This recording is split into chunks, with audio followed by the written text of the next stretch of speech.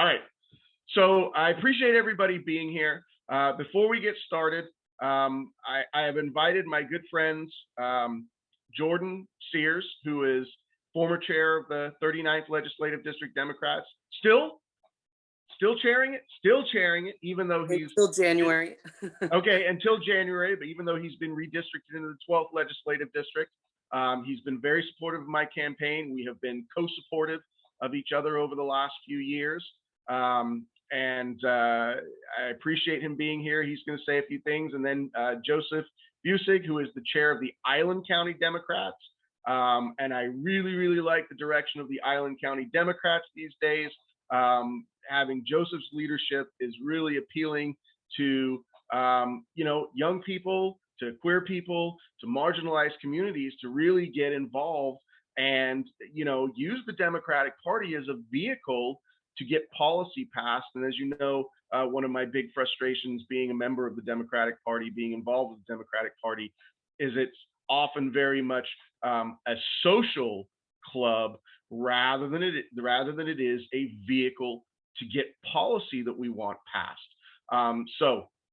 Joseph and Jordan are going to say a few things before we get started. I want to acknowledge here Sarah and Scott and Natalie, who have been integral parts of the campaign. Sarah's been with us for a long time. Scott's been at least a year, as we figured out a couple of days ago. I was like, my God, because Sarah was helping out in my birthday last year when we had an event in Everett, and so she's been with the campaign in the background, doing a lot of great things for a long time.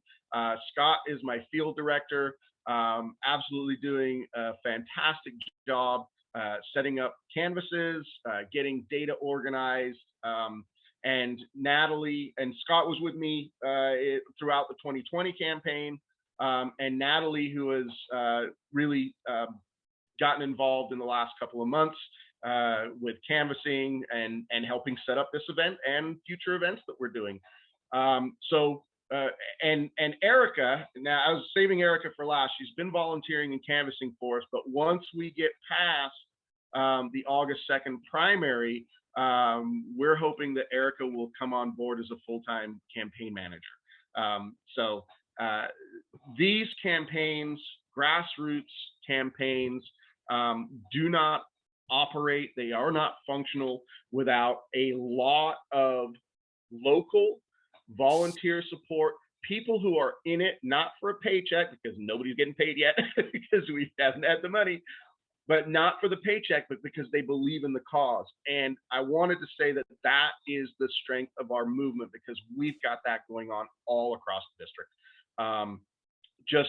Since ballots came out, I have people emailing me, messaging me on all the social medias saying, we've got your back, we're in for you, we're ready to win this thing, we're ready for real change. So having said that, Natalie, who's going first, Jordan or Joseph? Natalie's now our MC. Let's have Jordan go first and then Joseph after. Thank you. So yes, as Jason said, I'm currently the chairman of the 39th LD, even though I have been redistricted out. We want to make sure that we have a kind of continuity of leadership. I also serve on the Gold Bar City Council out here in the 8th Congressional District, and I'm a candidate for the Snohomish County PUD Commission in the 3rd District. So that's most of Southern County and then goes up to Eastern Lake Stevens. Once we pass the primary on August 2nd, it is a countywide race. So I'm so proud to have Jason's support on that, and I am so proud to support Jason as well. Both the 39th LD and myself have endorsed Jason. We endorsed him in 2020, and we're endorsing him again in 2022. The 39th has endorsed both Democratic candidates. I'm solely endorsing Jason Call because he is the only candidate in the race who understands the catastrophe that is the climate emergency, who understands how awful our healthcare system is, because he actually has to live with it and deal with it. You know, he knows what it's like to be a working class person in the district. He lives in the district full time. And, you know, he's just an all around great guy. And so we need Jason in Congress because we need someone who actually understands the problems that we face, not just in the 2nd Congressional District, but across Washington State. And overall, we need someone who is genuine, who understands, and who is ready to fight for us, and not corporate lobbyists and millionaires who back the incumbents. And happy birthday. Wonderful. Thank you, Jordan. Appreciate that very much, Jordan. On a side note, Bill Gates, as you may have noticed, we've looked at the SEC filings. Bill Gates did feel compelled to max out to Rick Larsen in the general and the primary and the general. So appreciate the note on billionaires. Thank you. Okay, so Joseph, if you're ready, we'd love to hear from you. Thank you so much. Hello, everybody. I'm just so happy to be here. My name is Joseph Busig. I'm chair of the Island County Democratic Central Committee. Along with being chair, I'm a precinct committee officer, a member of the Young Democrats of Island County, a founding member of the North Sound Democratic Socialists of America, or the NSDSA. And I'm currently a student at Central Washington University, pursuing a bachelor's in anthropology. I have also served as a planning commissioner on the Island County Planning Commission. I have been a treasurer as well as just a board member for our local domestic violence and sexual assault prevention nonprofit center here, which is called Citizens Against Domestic and Sexual Abuse, or CADA. I was also a former candidate for Oak Harbor City Council. I have long ties here. I was born in Coopville, which is a town in the central part of Whidbey Island, and I was raised in Oak Harbor, so I've lived here all of my life. I, along with Jordan, was one of the youngest candidates in Washington history, as well as one of the youngest chairs to ever take hold of being a chair of a political party. So I met Jason at Summerfest, which Summerfest is a local Democrat party on Whidbey Island where they gather and connect, share priorities, all that kind of stuff. And those hosting invited me as a city council candidate to speak, and that's where I met Jason. And the first thing I noted about Jason was he was wearing a DSA lapel pin. At the time, he had long hair, kind of like me. And he was just very engaging and very open. We talked very briefly and we went back to our respective seats. And before he got up to speak, I didn't know he was a candidate, let alone for Congress. I just thought, oh, that's nice that someone like me's here. And after he announced his candidacy, I knew I had to get involved. And 2020 was a year of heartbreak, pain, and strife that no one foresaw, but that didn't stop Jason's resolve. He still ran a strong campaign during a pandemic against our current representative, Rick Larsen, as well as several Republicans, and he was 1% shy of being on the general election ballot. Jason understands the struggle that my generation, Generation Z, have inherited. He understands the cause and effects of why we find ourselves in these times. Status quo politicians who only serve the interests of big business, the oil and fossil fuel industries, the empire, the military industrial complex, the prison industrial complex, which have devastated the planet and have left us with only minimal time to act. He's not going to deliberate over milquetoast misnomer solutions or not take action.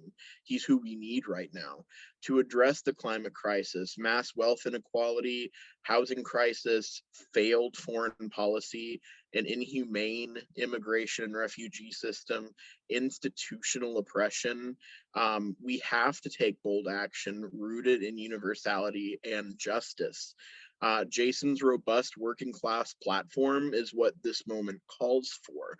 A Green New Deal, making the wealthy pay their fair share of taxes, universal health care, tuition-free college, housing justice, as well as a housing first approach to homelessness, a jobs guarantee, a living wage, criminal justice reform, rights for LGBTQIA plus people, disability rights, women's rights, civil rights, immigration reform, anti-imperialist foreign policy, ending endless wars, supporting our vets, and strengthening labor unions are not single button issues, and his platform reflects that.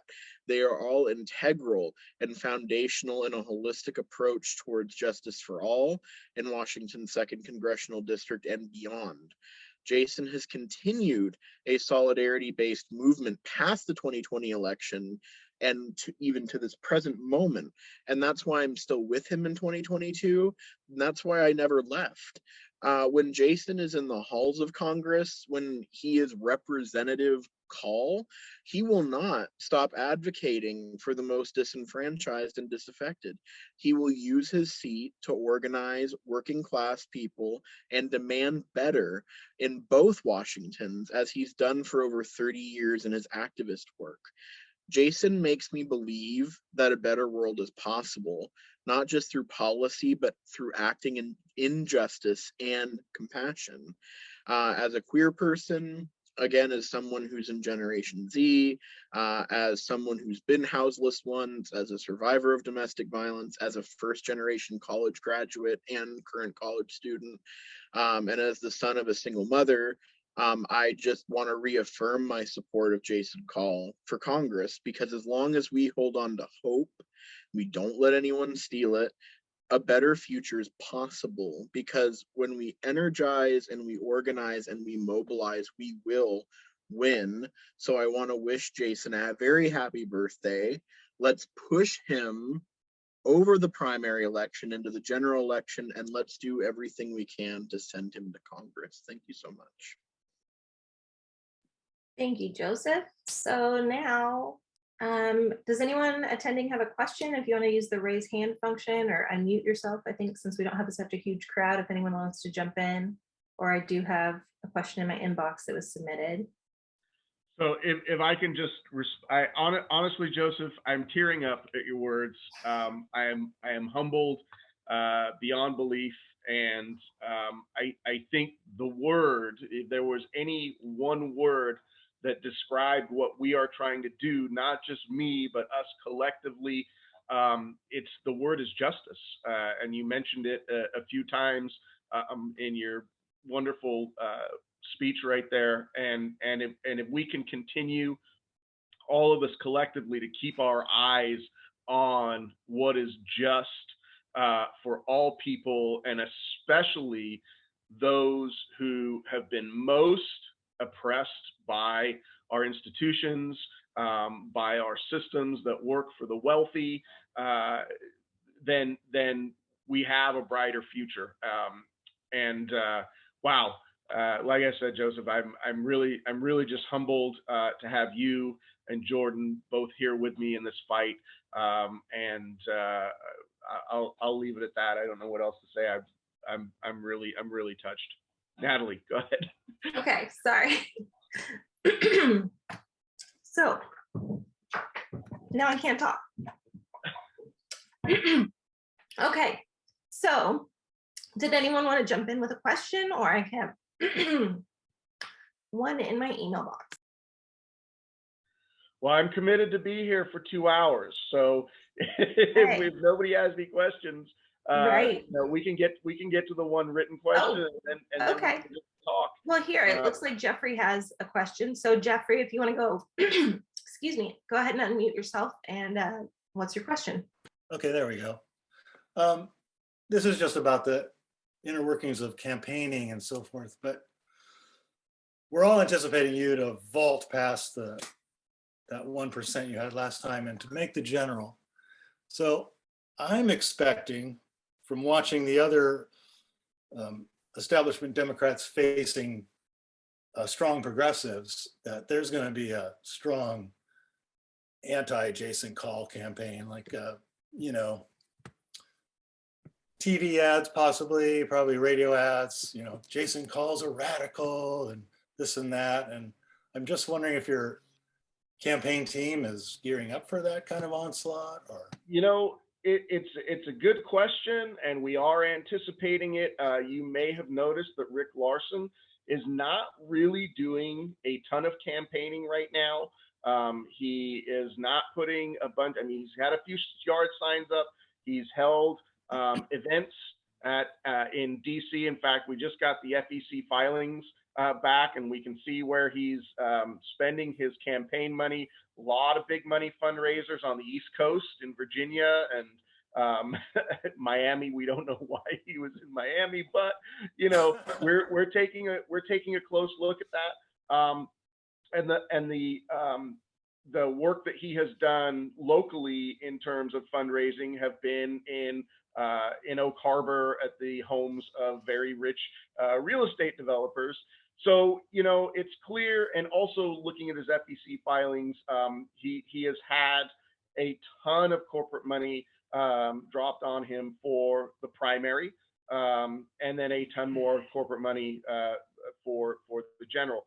So we do expect the attack ads to come, but here is what is the strength of our campaign. I don't feel the need to kind of dodge and weave about who we are and what we represent. And the thing that I have heard over and over again from people in the district is that, you know, we trust you. We may not agree 100% on all issues. I'll give you an example. I had a guy yesterday email me. He said, you know, I'd like to fill out my ballot for you. I have one question. He said, with the infrastructure bill that passed, he said there were a number of people, he named AOC and Jamal Bowman, who voted against that. What would your vote have been on that? And he was very upfront. He said, you know, I think that they took the wrong vote. I think that getting that infrastructure bill passed was important, even if we did not get the Build Back Better. And I said, look, I'm not going to win your vote here, but I'm going to be honest with you. My position on that is that those bills needed to be linked together. They needed to pass together. There was no way in my mind that if the infrastructure bill passed separately, that the Build Back Better bill would pass, which is exactly, of course, what happened. The establishment essentially turned around and gave the environment and the working class the finger. You know, most of us on the progressive left understood that that was going to happen. Many of us were frustrated with the Progressive Caucus for not fighting harder and taking a stand. So I explained to him it's not about not wanting the infrastructure bill to pass. I mean, we needed the infrastructure bill. It wasn't a great bill. There was nothing about that bill that was great, but it was something. It was a start, you know, and sometimes you have to say, we'll take a start. But my position was, if they get a unanimous yes vote on that bill, then there's no voice for demanding better. And that's what the progressives are trying to do. It's not that the bill wasn't going to pass. That infrastructure bill was going to pass. The 6 progressives who voted against that bill were not voting in a way such to prevent its passage, but they were voting in a way to say, this is not good enough, and we want the Build Back Better bill to pass for the environment and for the working class. And so if you don't take those principled stands, then you're essentially giving Democratic leadership this idea that they have done something amazing, when what is the truth is that they have done the bare minimum to help out the working people of America. And we cannot keep letting them think that they're doing amazing things when the reality is they're doing the bare minimum. So that's my position on it. I told them, I don't expect to earn your vote by this. Obviously, you want a different answer, but I'm going to be honest about where I am and the reasons that I would have stood with AOC and Jamal Bowman and the others in voting no on that bill. So he got back to me, and I don't know if I earned his vote. He didn't tell me, but he did say he appreciated me responding to him personally and responding to him honestly. And I think in our political system these days, so many people want your vote that they're willing to be deceptive. I'm not willing to be deceptive. And I think that that's going to be a real strength in our campaign. So circling back to your question, Jeff, when those things come about, and they will, I'm going to be attacked by AIPAC and the Democratic Majority for Israel for being anti-Semitic because I support Palestinian rights. I'm going to talk Yes, about sir. why I support Palestinian rights. And I'm going to talk about the apartheid conditions that live in Israel. And again, going back to justice, if we are going to have policies that are based in justice, we have to be consistent. So I'm okay. I'm okay with the attack ads coming. I think we can field them, and I think we can respond to them honestly. So that's my position. But yes, absolutely, it's something that we're kind of steeling ourselves for, because it will come. And by the way, happy birthday to you. Thank you very much. I appreciate that. I appreciate that. Perfect. Thank you, Jeff. And Jeff, thanks for your support on Lopez Island. Also, Jeff was one of my supporters in the 2020 cycle as well, and he's still got all the big old signs from 2020. We did not have the larger size signs like the ones I've got behind me, the 2 foot by 3 foot. We didn't I have a couple of large ones I put up. Yeah. I'm picking up more on collector's Wednesday. items. I'm picking up more on Wednesday. Fantastic. You're connecting with George? Yeah. Excellent. Excellent. Awesome. Okay, Jeffrey, if that answered your question, we've had a few more people join. So if anyone has a question, if you want to use the raise hand function, we would be, okay, I see Patricia wants to talk. So go ahead, and if you can unmute yourself, and let's hear your question. Jason, has anyone, say, written letters to the editor about where Larsen gets his funds? I don't know what letters have been written. A couple months ago, I kind of did a few Facebook posts and social media posts about where people could write letters. I listed all of the online publications, all of the major publications from Seattle all the way up to Bellingham, and encouraged people to write letters. We have not done an organized drive around letter writing yet.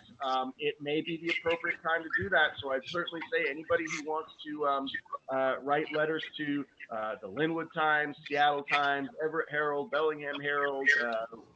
What's the newspaper on Whidbey Island? It's the Whidbey Island. Whidbey News Times. Whidbey News Times. Yeah, any of these local. Cascadia Daily News is a relatively new publication, and they've written some favorable stuff to us. I've talked to some of their reporters. Now I say that, I don't want to get them in trouble. Their writing is objective, but sometimes when the larger newspapers write things, they write it with a very slanted bias towards the incumbent. But Cascadia Daily News has been really straight down the line and told just the honest story about what's going on with the campaign. They're not slamming Rick, they're not slamming Reed, they're not supporting Rick, they're not supporting me, they're just being very objective about things. And that is very much appreciated in this, day and age of a lot of sort of subtle editorializing by newspapers. But yeah, please write letters to your local papers, and if anybody wants to get in touch with me to get that list of papers, or I can go to my campaign Facebook page, I can find that post and just kind of repost it, because there's a lot of good info there. That's a great question, Patricia. Thank you. Thank you, Trish. And sorry. Oh, go ahead. And we will be doing a full breakdown of the FEC reports that were just released very shortly. I don't know if that's coming today or tomorrow, but we're working on that right now. And where will that be posted? Anywhere? Well, I will put it on my Facebook page, and we're probably going to do some Twitter threads on it. And I believe tomorrow we're going to put out a campaign email on it. And if anybody's not signed up for the campaign email, you can go to. All right, thanks, Jordan. Appreciate it. Very much appreciate you stopping by. If you're not signed up to my mailing list, just go to callforcongress.com, and the very front page there, put your information in, you'll get on our email list. And if you do that today, you'll get tomorrow's email, which will, I imagine, have something to do with the FEC. Thank you. Happy birthday. Okay. It looks like Barbara Carson, you're not muted. Did you want to ask a question or are you just? No, doing this? I just enjoy listening. I'm Oh, sorry okay. I'm late getting on. No, no worries. Appreciate Okay, that, well, Barbara. Thank you. let me pull the one from my email then.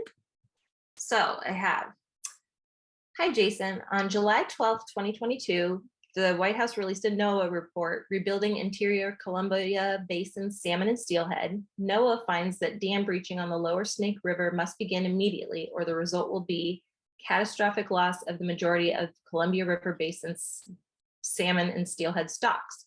The Washington State Democrat delegates and Central Committee voted overwhelmingly to approve an amendment calling for the breaching of the 4 lower Snake River dams at the state convention on June 25th. Given these recent developments, can you support lowering Snake River dam breaching beginning in December 2022 and replacing the dam's benefits beginning in 2023? Please explain your answer. And then she also attached the NOAA report. But So I have not read the NOAA report. What I can say right now is that I'm fairly informed on this issue. I am connected to activists in San Juans and up in Whatcom County who have been very involved in the dam breaching efforts. I have read the studies from the scientists who say that the orca population is going to go extinct unless we manage this problem immediately. And so I'm in full support of the breaching. As far as the other part of the question, can you read that again? yes. Given these recent developments, can you support lower Snake River dam breaching beginning in December of this year and That's a replacing yes. the dam's benefits beginning in 2023? Yeah, so I'm assuming with replacing the dam's benefits, we're talking about water mitigation and we're talking about the electric power that the dams bring. But yes, absolutely, whatever we need to do to replace that electricity, we'll work on that with renewable and sustainable sources that are not going to impact our environment and our local salmon and orca population. So that's an affirmative. And just for the questioner, because this is being recorded and I'm assuming we're going to post this and people can watch it back. I do have those, not this particular NOAA study that she's referencing, but a lot of previous studies that have been done over the years. I do have those in my archives to review. And again, I was on the state committee, the Washington State Democrat State Committee for 4 years between 2016 and 2020. And we passed a resolution, I believe it was in 2018, that as a committee, we supported the breaching of those dams. And so, yes, we need to move forward with that immediately and protect our wildlife. Great. So that was the only one in my inbox. Do we have anybody Okay. else that has anything they're curious about? Anybody? Nope, Oh, we lost they Eric. disappeared. We got a question. This is Scott. Hi, Okay. Scott. How you doing? Not too bad, Jason. Happy birthday. Thank you. Hey, so we were out canvassing the other day and came across a guy who seemed real interested in the campaign. But he dropped a question and said, well, where does he stand on jobs? Which obviously that's a scattershot, vague. I wasn't even sure how to reply, I guess is what it comes down to. I don't know. Just, I mean, other than maybe to be promoting union membership and organization, I just don't know where to go with that. Well, yeah, okay. So this is a great question because obviously jobs are integral to our economy, integral to our future, and we want to make sure that we're having the right jobs. In fact, as we were doing our text banking a few weeks ago, a guy responded to me, told me he worked for an oil refinery and he was worried, not worried, but he's like, my job pays me really well. Why should I support? And so I had a text conversation with him about, I'm sorry, my friend, I'm glad you've got a great job that pays you well, but the fossil fuel industry has got to go away. So these are the honest conversations that we need to have when we talk about justice and telling the truth. We have to phase out the fossil fuel industry, but we've got a plan for that, and this is where the Green New Deal comes in. But because we need to build renewable, sustainable energy infrastructure. And there are massive opportunities in this district alone for getting that infrastructure built. There's opportunities to be rebuilding our transportation systems. You know, I have solar panels on my house, and that my panels were actually not the panels. Panels were U.S. built, and I chose to pay a little more to have everything built in the U.S. I didn't, you know, buy the ones from China that would have cost me a few $1,000s less. I want to have American manufacturing jobs here. Unfortunately, the company that was based in Marysville that built the inverter, that company's now out of business. They went out of business because the government, right? This is all policy based. This is all sort of vision and policy. And if we really want to tackle these problems, we're going to have federal and local government support to make sure that these industries are sustained while the industry is growing. If that's what we want to do, then we have to, as governmental policy, make sure that we're funding it and supporting it. And this company did not get enough funding and support, and it went out of business. I don't want to see that happening, because that's the direction that we need to go. In fact, I was just talking with a friend of mine in Mount Vernon who just now had a solar panel array put on his roof. And I asked him, you know, how much production are you getting out of it? Well, the panels that he just put on his roof are twice as efficient as the panels that I had put on my roof only 9 years ago. They are twice the energy production as the ones that we had 9 years ago. Now, that's the research and development and the manufacturing that we need to be investing in to make sure, again, that we have panels for all homes, all businesses, subsidized. Why? Because it's the right thing to do for our future. So those industries are there, and I support a federal jobs guarantee. Like, you know, the federal government has a massive amount of funding and resources at its disposal. We on the left don't feel that it's using those resources in quite the right way. So we want to have a real redirection in policy from the federal government that is supporting creating the energy infrastructure that we need. And the jobs are going to be there for that. When we're talking about rebuilding our transportation infrastructure, building new rail, building new buses, converting our existing buses to electric buses, all of that is jobs. So sometimes people will talk about, well, this particular refinery gives, you know, a couple hundred jobs. You know, what about those jobs? We are working on a just transition. The goal is a just transition to replace all of those jobs. The same thing with the healthcare industry. People say, well, you know, this or that, like Primera Blue Cross, they have a center here, and they employ 300, 500 people. Well, I'm sorry, private insurance is a failed model, and we don't want that industry to exist.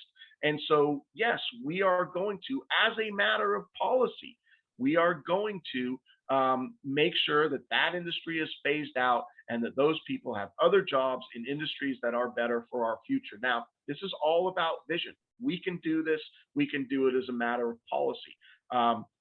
If we let, you know, people talk about, well, the free market will just take care of everything. No, I mean, my opinion is that there is no such thing as a free market. Markets are always manipulated. Right now, they are manipulated by people who want to, or industries that want to maintain their own existence. And these are very powerful industries, and they throw a lot of money at Congress to make sure that the laws we have and the regulations we have don't change. Right? So our vision is to reverse course. We want to take the power away from those industries, and we want to make sure that we are creating new industries that are going to be beneficial to our future. And the jobs will be there for that. So absolutely jobs minded, absolutely 100% union minded. We want to make sure everybody has a good job at a living wage. And when I say everybody, I mean everybody that wants to work and is capable of work. Now, I don't want to leave out of the conversation millions of people across this country who are not physically or mentally capable of doing what we would consider a productive job for our greater economy. Those people are important also, and they are often left out of the conversation, and they are often left out of supports, and we need to take care of those people also. So when I say working class, I'm talking about people who want to work, who are capable of working. And this idea that people are lazy and they don't want to work, it's garbage. There's nobody that I know who is capable of work, who doesn't want to work and be productive and be part of that working community that is building a better economy and future for all of us. But people left out of the conversation there, the disabled community, and other people who simply aren't capable of working, we need to make sure that those people are taken care of, and we can do that also. So I hope that answers your question, Scott. Tell people that I'm a 100% union supporter, and I want people to everybody who wants a job to have a job. Yeah, those are great points. Thanks, Jason. Thank you. Yeah, and especially around the federal jobs guarantee and insurance being a failed model. Those are great points. Thank you. Thank you. Good to have you with us. Thank you. Okay, it looks like Michael has joined us and he's raising his hand. So Michael, if you want to ask your question to Jason. Hi, Jason Cole. Sorry to be late. Sorry, just joined in. Yeah. So Jason, my question is, you mentioned about how like people don't want to work, but the reality is that a lot of people are working hard for less, right? Regardless if they're working class, or working for or middle class. So how would you change the narratives to middle class voters? We know they themselves are struggling too, just like the working class people, because we know that people want to work.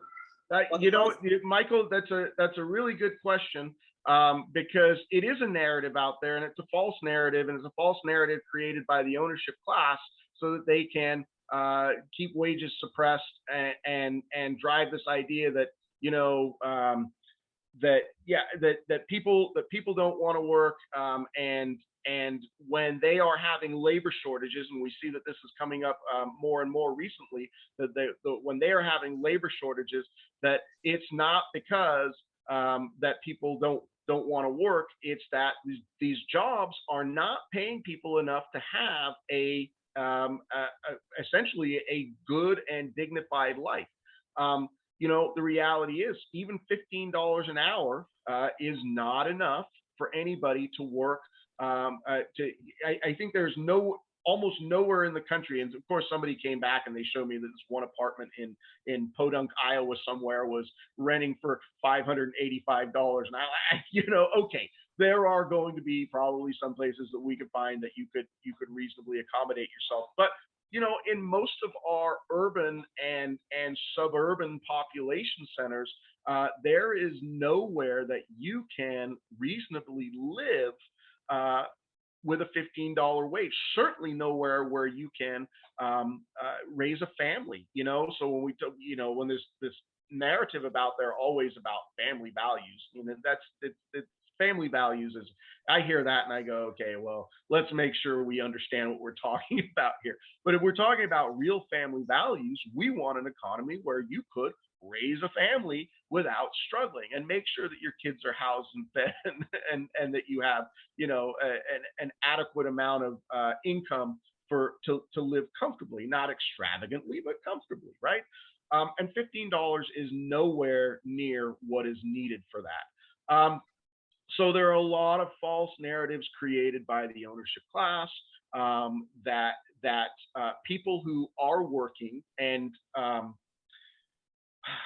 it's very easy to demonize people and to kind of have your eyes taken off the ball of what is actually happening with our larger economy, where so much wealth is being funneled up to the ownership class, where we have the 8 richest people in the country who increased their wealth by $1 trillion in 3 months over the pandemic. We're talking about, Elon Musk and Jeff Bezos and Mark Zuckerberg and Warren Buffett and so on. That's the story that we need to tell. The story that we need to tell is, if Jeff Bezos can spend however many $1 billion he spent, $10 billion, and it's subsidized by our government. Are you kidding me? if he can spend that kind of money to do his rocket thing to the, into space, then certainly we can afford to pay people a living wage. And that's where we need to turn around the narrative on what's going on in this country. The wealth is there to pay people, and we just need to, if we need to force it, then we need to force it. And people, we see all over the country that people are making a choice to not work low-paying jobs. They're making that choice. Either they're finding jobs that are better paying jobs, or they're simply saying, it's not worth my time. Maybe they have some other resources, but it's not worth my time to work at a job that is not going to pay me well. And then the other thing that's happening is, and we see this also with Starbucks and Amazon, those workers are starting to get organized, and they're starting to form those unions. And we need to support that movement. Not just the formation of the union, but making sure that they have the resources to get a good contract passed, because the choice to form a union is only the start of it. The next part of it is you need to have good bargaining so that you get a good contract out of it. And we want to make sure that they're getting the support that they need. And to force these mega billion-dollar corporations like Starbucks and Amazon to pay their workers fairly, So it's really not. And then the other thing is the pushback that I get on raising the minimum wage is that, well, these are unskilled jobs. Why are we wanting to pay unskilled labor? Well, I'll tell you what. If you remember back to something that really stuck with me, and this is early on when I was 21 years old, if you remember the movie Reservoir Dogs, one of my favorite movies, but there was the conversation around the coffee table about whether you're going to tip the waitress a buck. And it was the conversation between Quentin Tarantino's character and Harvey Keitel's character. And the guy and Harvey Keitel basically says, you're going to put your buck in, because this is one of the only jobs that a single woman can get in this economy. And she deserves to have a living wage also. And they're not paying her here, and she's relying on our tips. Well, that is the same thing in a lot of our economy. When we talk about skilled labor versus unskilled labor, a lot of people don't have the opportunity to go to college. One of the reasons they don't have the opportunity to go to college is because college has become so damn expensive for them, and they don't want to go into tens, hundreds of thousands of dollars of debt. They're making that conscious choice. So when I graduated, actually, before I graduated high school in 1989. We know the story. A high school degree used to be enough to go out and get a good job, a well-paying job in the economy. Then it became, okay, now you need a 2-year degree, or now you need a 4-year degree. And now when I was a teacher, they were pushing us to get master's degrees. Well, all of this is money out of our pocket so that we can go back and say, hey, on the salary schedule, will you pay me more because now I've got a master's degree? It's kind of a game that gets played. But the reality is people do need post-high school training if they are going to get a quote unquote better job or a better paying job. Now, my position is there is no such thing as unskilled labor. If there is a job that people want done in the economy, I don't care if it's a burger flipper or a street sweeper. It does not matter to me. If that job is a functional part of our economy, then that job deserves a living wage. And that is my opinion. That will always be my opinion. So I reject these ideas. They say, well, it's going to push up the labor costs for skilled labor. And my opinion on that is, okay, that's not a bad thing either. People should be paid. Everybody should be paid a living wage if they are going to be working, right? And then going back to the people who can't work, we need to make sure that they have supports for a dignified life also. So we can have that conversation. I'm willing to have that conversation with anybody. And I think it's a conversation that does not get enough voice. Okay. So thank you for your question, Michael, and your answer from Jason. Do we have anybody else that has something they'd like to ask about? Or if there's anything, Jason, you haven't touched on yet that you would like to speak about? I just want to say hi to Hugh, who is in the room now, and Shane. I hope you're okay with your situation, Shane.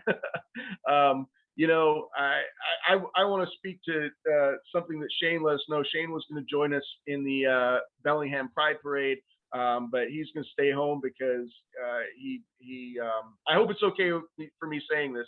Oh yeah. Because the point is, COVID is, we're not done with COVID yet. You know, and I encourage everybody to get shots. I caught COVID after getting my first and second shot, and I had very, very, very mild symptoms. I felt icky for less than 24 hours, and I attribute that to having been vaccinated. And I encourage everybody to get yourself vaccinated. You're not. I'm sure everybody in this room is, but the reality is, COVID is not. It's mutating as viruses do. We're seeing new strains that are more virulent, but less severe in their impacts for people who are vaccinated. I mean, that's just the science. And Shane, I hope everything is okay on your end, and I appreciate you being here. Yeah. So far so good. Like my roommate did test positive, but like they aren't so far they're doing fine, more or less, like a little fatigue, a little coughing, but like other than that, fine. Hoping it stays that way, and yeah, just playing it safe. Figure like Absolutely. a week or two will go by, it probably will all test negative and it'll be fine to get back out there. Absolutely. Absolutely. And I have to make the comment that 2 years ago, if our government had just paid everybody to stay home for a few months, we might not still be dealing with this 2 years later. I mean, you know, you can't say for sure, but I certainly don't think it would have hurt us. People talk about the economy. Well, we're having ripple effects from people being sick throughout the economy, and have done for the last 2 years. And honestly, I think if we had just, you know, sucked it up and taken that money and just put a hard stop on it back in March or April of 2020, you know, we wouldn't have had you know, 1 million people in this country dead from this virus. And I think it's a good point to note that had, you know, the studies show that if we'd had Medicare for all, if people had been able to go see a doctor when they needed it, if we'd had the resources available, you know, a third of those deaths would not have occurred. So I think, you know, this just goes to highlight our failed national policies on healthcare right now. So, and I want to acknowledge also Joy in the chat here. Joy's been a huge supporter of mine for this cycle and the last cycle, and I appreciate you very much, Joy. So does anybody have any other questions? How did you do on the fundraiser and meet and greet in the boathouse? We did pretty well, Hugh. We picked up a lot of new supporters. So Hugh's referencing the first real sort of official meet and greet that we did, the campaign did last Thursday up in Bellingham. It was a wonderful event. I got to meet a lot of new people who seemed mostly appreciative of the things that I had to say. And I say, you know, it was a friendly crowd. And, you know, having said that, I am always open to receiving questions that are oppositional, because we need to have those discussions also. But this was a very friendly crowd. We did do some good fundraising there, and you know, it was great to meet new people. And I look forward to having more of those events once we're past the primary. I think there's going to be an opportunity once people are like, oh, this guy's serious and he can win. We're going to be holding a lot more of those events. So thanks for that question, Hugh. And Michael has a question in the chat, and so I'll address that right now. And sorry, Michael, I did get your voicemail on that the other day, but you know, it's super busy around here. So Michael's asking about text banking. We have texted, I want to say close to 90,000, close to 100,000 people, I think we have texted over the last few weeks. And the response has been, now we asked for data specifically for people from these data companies. People are always like, where'd you get your data? Where'd you get your data? And we tell them it's available. Sometimes we get it from the Secretary of State. Sometimes we buy it from companies. You know, some people, you know, it's just the way it goes. We're in a data age and data has value, and we need it for our campaigns because we need to get our message out. So we did, you know, we got a few hundred probably angry responses from Republicans, and you know, they say nasty things and we just do our best to ignore them. But we also got a lot of people responding positively, asking for yard signs. You know, after our text bank event, I was all over the district as far north as Linden and Deming, which are way out. Well, Deming is way out in east. Well, no, it's not east, because you go east Whatcom County and you're just completely in uninhabited forest. But you know, Deming's almost as far east as you can go in Whatcom County before, you know, hitting that uninhabited area. We had people as far out as Deming asking us for signs, you know, signs to deliver up to the islands, on Whidbey Island, out in Camano Island. I mean, really, I felt like it was a fantastic level of support, lots of good conversations. And you know, we're going to get some people who are objectionable to us and you know, or prefer the incumbent. But I think overwhelmingly, I want to say the response was positive. So I appreciate your help with that, Michael. We did a good thing there. We reached a lot of people. Okay. Does anybody else have anything they'd like to ask Jason about? Oh, Michael's got his hand up again. Michael, let's hear it. Yeah, so Jason, yeah, quick question here. So I know, like, you know, with Joe Biden's approval rating, you know, going down, especially among, you know, Democrats, and of course, you know, among African American voters. My question is this: so yesterday, it might be a little bit off topic, but I'm going to ask this. I mean, how would you respond when people ask, we should focus on do you think it's more important to focus on the class divide or racial divide, or do you think it's very important to focus on both? Because even if let me stop you for a second, because I say that a little bit slower. I didn't quite hear what you were saying. Yeah. So yes, because a lot of people are having like discussions about or debating about what's more important, to focus on the class divide or racial divide, or do you think it's very important to cover both? Because what I see is that that's true that African Americans and white people are struggling financially. But even if we close the class divide, African Americans are still not going to have a lot of wealth, right? Yeah. It's by 2050 or 2040, the net wealth for Black Americans is going to be zero, and for the white middle class, it's going to be like double or triple. So even if the white middle class don't have enough, you know, income, but they're still going to have plenty of wealth. And I get a lot of like, you know, a lot of backlash saying that that I'm focusing too much, that we're focusing too much on race. But I really do think that, you know, class and race are very important, because even African Americans get more money, they still won't have enough wealth. That's why I say reparations are important to close the wealth divide or the race divide. Absolutely. So let me address reparations. I have said in the 2020 campaign, and I say again now, that we absolutely have to pass a reparations bill for the American descendants of slaves.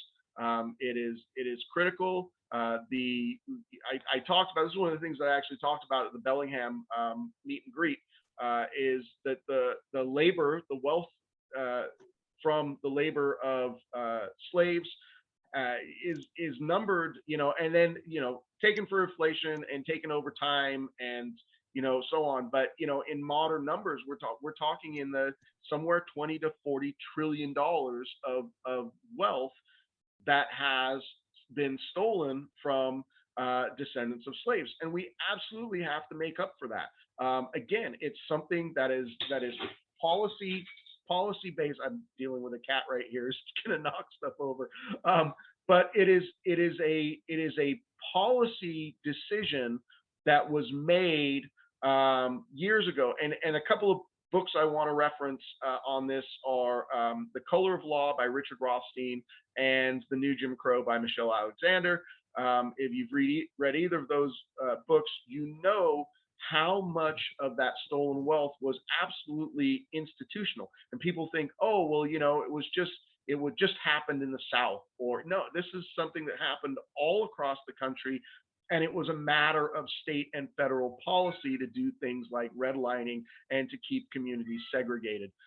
It was a terrible thing back then that has had repercussions over the decades and is still with us right now. And absolutely, we have to address it. So I am for reparations, not just cash reparations, but reparations that are investing in historically marginalized communities, that are helping them to build back that wealth that it was essentially stolen for them. So what exactly that looks like, I don't know, and that's an ongoing conversation. What I do know right now is that the conversation has not been had enough, and there hasn't been enough movement on it. So there is a bill, HR 40, in Congress to study reparations. We need to get that passed. We need to get the actual studying done, and we need to get a number on this. So I've been working with Black community activists all over the country, including here locally in the 2nd District, to try and figure out how we can get that moving. But absolutely something that I support. So it's not a race thing or a class thing. It is both, and we need to address both.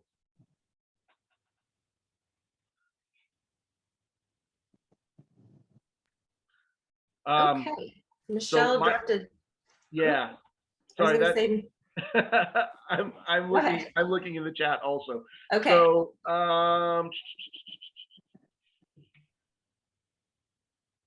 let's see here. You mentioned people choosing to not go back to work in the moment when everyone was told back to work and they had left the government money and they chose not to. You think there was an opportunity missed by labor? Seemed like a good. So can you kind of explain that a little bit further with your thinking, Scott?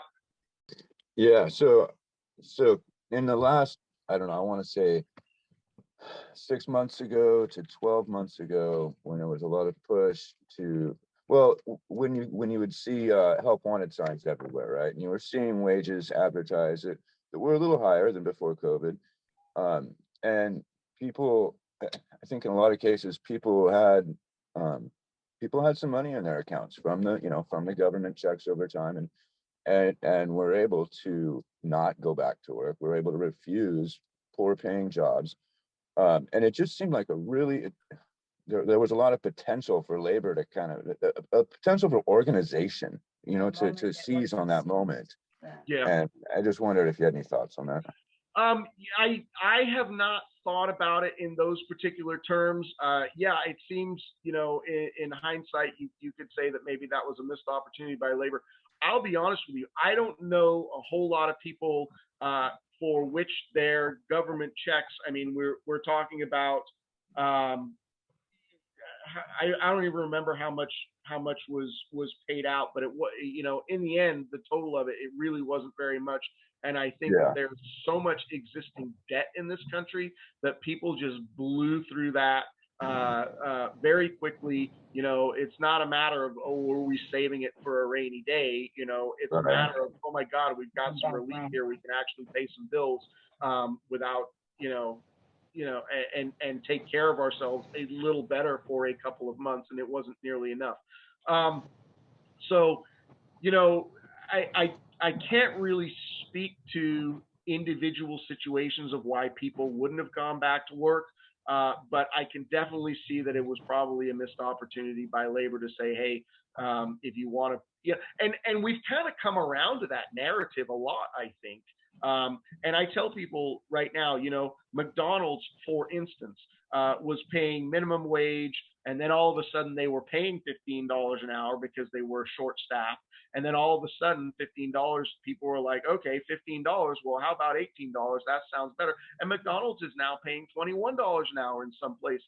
And so if a billion-dollar corporation like McDonald's can take their wages from $12 to $21 and still be making billions of dollars in profits, what we know is that it is quite possible for these giant corporations. Now, I'm not talking about small businesses, because small businesses are a different business model, but I'm talking about massive billion-dollar corporations.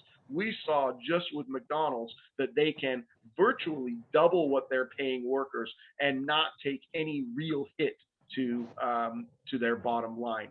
And that's what we need to identify, is like, these companies can pay more. They are simply choosing not to. So I think that is the importance of the labor organization movement that we're seeing happening. That is why we want to make sure that these folks who are organizing with Starbucks are making having good bargaining and getting good contracts out of this. So, you know, there's a lot of opportunity there. Yeah.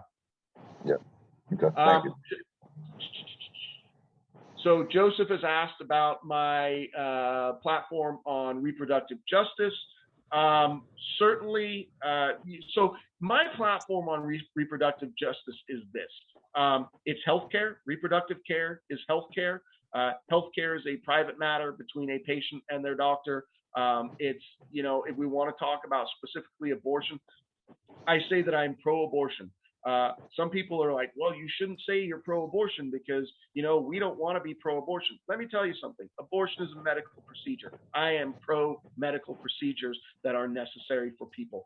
And I, you know, even if it was an elective, you know, abortion, I am pro people choosing whether they want to carry children to term, you know. So this idea that people are going to use this pro-abortion narrative because you know, there are people who have late-term abortions and they just decide that they don't want to have a kid anymore. I'll tell you what, that is a false narrative. People are not doing that. When people have late-term abortions, it is because there is a medically necessary reason for it. And you know, so we need to stop with the false narratives, and we need to start treating abortion as a health procedure that is often medically necessary, like often for, you know, the life of the mother, or, you know, if it's a trans man. I don't want to be exclusive here in my language. So whoever needs abortion, uterus havers, right, have the right to determine whether they grow a child in their womb, and that is just nobody's business. It is not a government decision. It is an individual decision. And so one of the best things I posted on this, and it's on my YouTube channel, I posted it online on my Facebook page and on my Twitter page. It was a while back, but we were having up in Bellingham, there was essentially a march for reproductive rights. And a wonderful activist up in Bellingham spoke on this for about 5 minutes. And what she came to at the end is that abortion needs to be, you know, and I think this is in stark contrast to what Bill Clinton had said about abortion. Now, Bill Clinton was talking about abortion in the 90s as being, it needs to be safe, safe and rare. I forget the 3 words he uses: safe, something, and rare, right? I don't care about the rarity of abortion. You know, that is not what it needs to be. Is legal, accessible, and affordable. Done, right? And then it's a healthcare procedure that anybody can access when they choose to need it. Now, certainly some of the laws that are being triggered now with this SCOTUS decision are absolutely draconian, heinous, misogynistic, and they are real, you know, dangers to people who can become pregnant, uterus havers, women, trans men, or whomever, right? These laws will kill people. I mean, that's the bottom line of what we need to make sure that we are discussing. They are actually dangerous to the people that they are going to impact. And so that's why I support abolishing the filibuster completely for all reasons. and expanding the Supreme Court. If we've got to take back the Supreme Court through aggressive means, like an expansion, then we need to do that, because that's what's going to save people's lives. So I hope I answered your question thoroughly enough there, Joseph. But you know, this should not be a governmental decision, other than the government to make sure that people do have legality, accessibility, and affordability. And then Jeffrey dropped it in the chat. The third word you were looking for, safe, legal, and rare. Okay, so the legal part was there. Like you know, obviously it needs to be safe. But I think the rare part there, and this is one of the things that Taylor, who was the activist, talked about, it was that the rare part there, you know, it takes away people's agency. Like, there is some shame in having an abortion. There is no shame in having an abortion whatsoever. And so we need to really turn that narrative around and say, this is a medical procedure that in many, many cases will save people's lives. Agreed. Well said. So we've had a few more people join us. I don't know if anyone that's new has a question. If you want to use the raise hand function. I want to say hi to Monica. Yeah. Monica is, as far as I know, still in Florida. And Monica phone banked for our campaign in 2020, and it is wonderful to see your name here. Thank you so much. Yes. Okay. Oh, Erica has a question, has her hand up. And then Joseph. So sorry, I had to step away a couple of times, so in case you might have addressed this, but do you want to share why you think you know, the Human Rights Campaign and I think Sierra Club have endorsed you over the incumbent, when he's, in case people here don't know, and we'll have a good response in case people say, well, these other, you know, establishment people endorse you. Yeah, so that's a really good question, a really good point to make. You know, Rick is out there, and if you don't know Rick, and I imagine everybody in the room probably knows Rick, you know, he gets a lot of funding from corporations, and the political, you know, I want to say, you know, he is a reasonably powerful person, having been in office for 20 years, 22 years now. And with endorsements, it is very, very rare for local unions and other sort of big money orgs. And I've highlighted things like the Human Rights Campaign, the Sierra Club, the League of Conservation Voters, groups like that. It is very rare for them to endorse against a longtime sitting incumbent, especially if they are sort of lefty-leaning groups, and the incumbent is a Democrat, right? So these groups are not going to endorse Republicans if they're incumbents. They would typically endorse a Democrat challenging a Republican. But there is a maintenance of relationship that they want to keep, right? So it is not now on the books, you know, in terms of Rick's environmental policy, which is absolutely trash.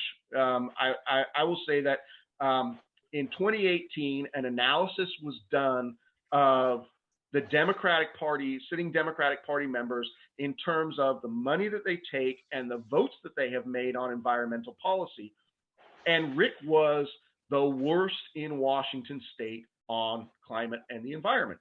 And so for the Sierra Club or the League of Conservation Voters to endorse Rick, knowing that they've got a truly progressive environmentalist, supports the Green New Deal candidate running, one, it's kind of an embarrassing, you know, thing for them, I would think. But politically, what people need to understand is that they are trying to maintain a relationship with a long-term incumbent who has some power in the system. That's really what it's about. It's about maintaining that relationship. It's about maintaining access. It is not, you know, because let's say the Sierra Club did endorse me in my primary. Okay, I'm going to be very open and honest about that. I think our chances are good of winning this race. That's not everybody's analysis. right?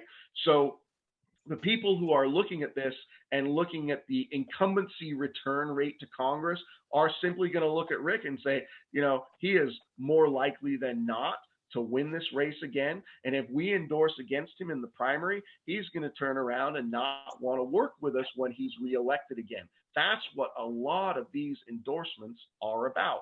So when we look at local labor, I have a better labor platform than Rick. In fact, Rick has had a very tenuous relationship with labor over his tenure in Congress. So I look at those, and when people ask, because people email me, they'll contact me over social media. Well, Rick has this endorsement and that endorsement. And I say, let's have a conversation about why that is. Okay. Let's go to the platform and see who has a better platform on the issues that these organizations at least say they're supporting.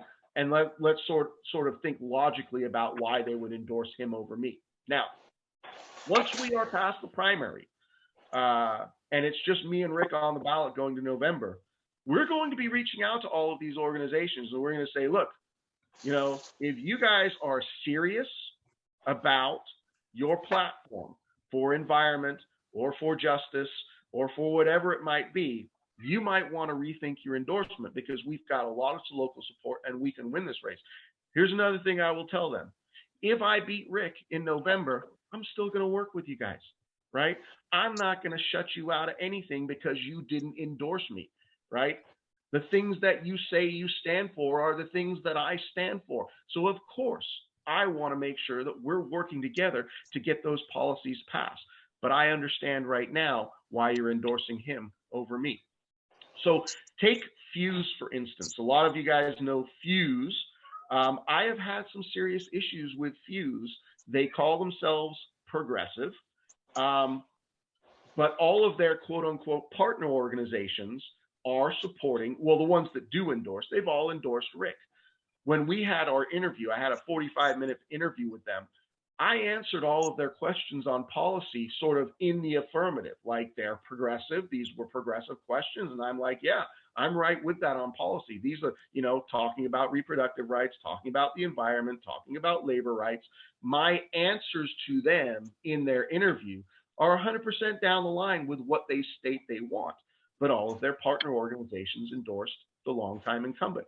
So I had a conversation with them at the end of that interview. And I said, hey, guys, I know how this goes, right? Last year, you endorsed Rick. You didn't endorse me. I hope you took a lot of heat from actually progressive people in the district for doing that, because you should have. But I understand why you did it. I understand how these things go. I want to have this honest conversation with you about this whole endorsement thing. But I said this year, my campaign is much, much stronger. And it is going to be me and Rick going through to November, right? And I said, you're going to have egg on your face if you endorse him over me this year. I guarantee it. A lot of people already don't trust you calling yourselves a progressive organization, but not endorsing actually progressive candidates. So we had that honest conversation with them. So when Fuse released its, I don't know how many of you are on their mailing list, Fuse actually did the right thing. They said, hey, if you're a progressive, you probably want to vote for Jason. If you're a moderate, you probably want to vote for Rick. We're not making an endorsement. Check out their platforms. That's okay by me, right? That is an honest way to approach it. They don't want to endorse against Rick because, I'll be honest with you, Rick's kind of a vindictive guy, and he may not work with some of those people, or he will be less likely to work with them on the other end if he gets reelected and they didn't endorse him. Me, I'm all about the policy. I will work with the people who want to pass that policy. So, but it would have looked bad for them I think they would have taken some real heat this year had they endorsed Rick against me, and they didn't, and they remained neutral, and it was the right thing to do. Okay, thank you, Erica, for your question. And I think Joseph had his hand up before. So Joseph, if you want to go next, and then we'll circle back to Michael. Thanks. Yeah, my question, I like how we're hitting on every base today in terms of policy, everything like that. I suppose I have a question because, like, where I live, there's a lot of retirees and a lot of people that are on Social Security and everything like that.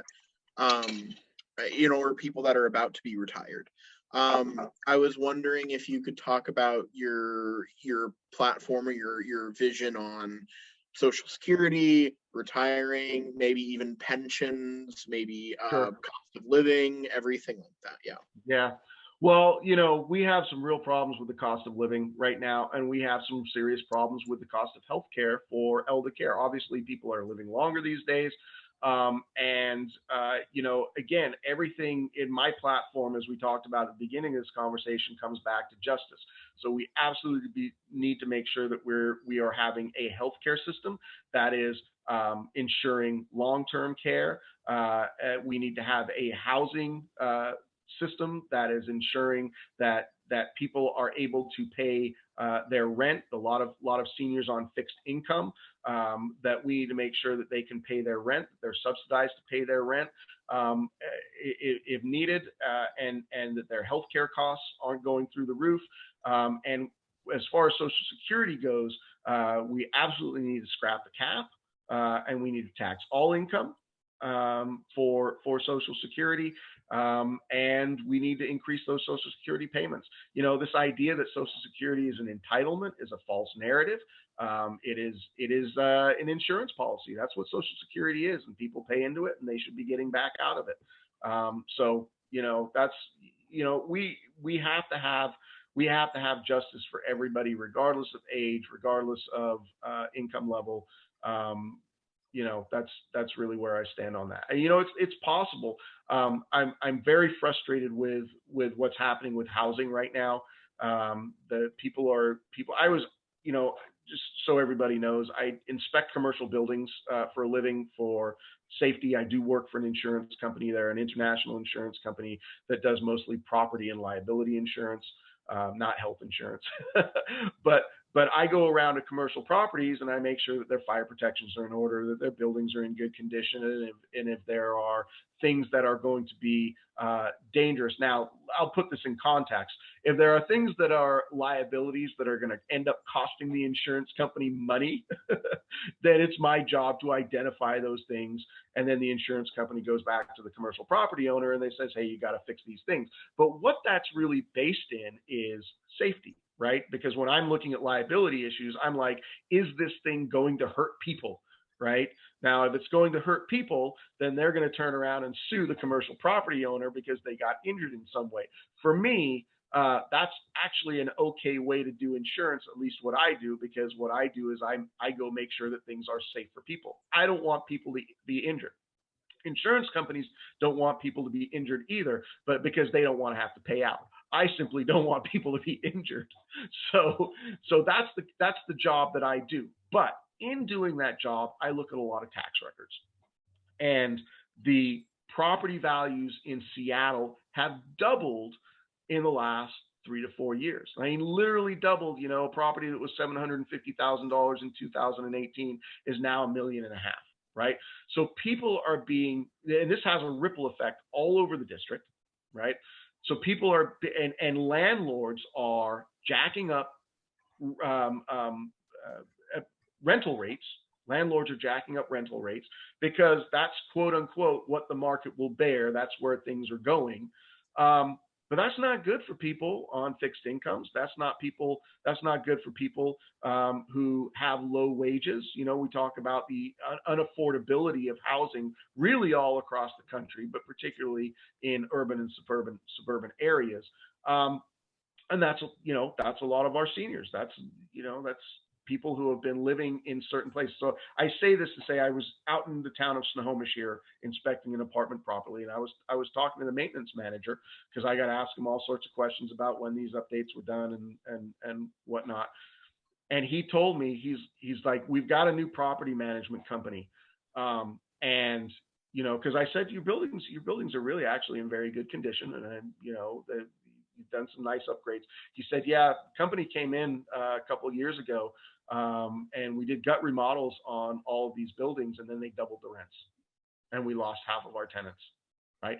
That kind of thing, and he, as maintenance manager, he's worked there for a long time. He's like, I don't know where we were actually sitting bemoaning the increasing costs of housing, because I was like, my kid is living with me. I got a 19-year-old living with me. She's not moving out anytime soon. You know, she's got a room in my house, and that's fine. But he was talking about his kids essentially being in the same condition. You know, he said, don't be afraid to charge your kids rent. You know, he's like, you know, I let my kids stay with me until they were about 25 years old. And now they're 27 and I'm charging them a little bit of rent.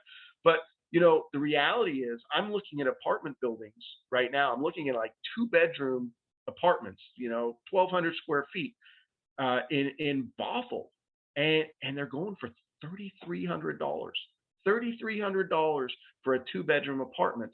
And that's not even including utilities and you know, well, there's a lot of utilities, but utilities and this amenity or that amenity and pet deposits, and you get a $500 non-refundable deposit or what. I mean, people are just being priced out of housing.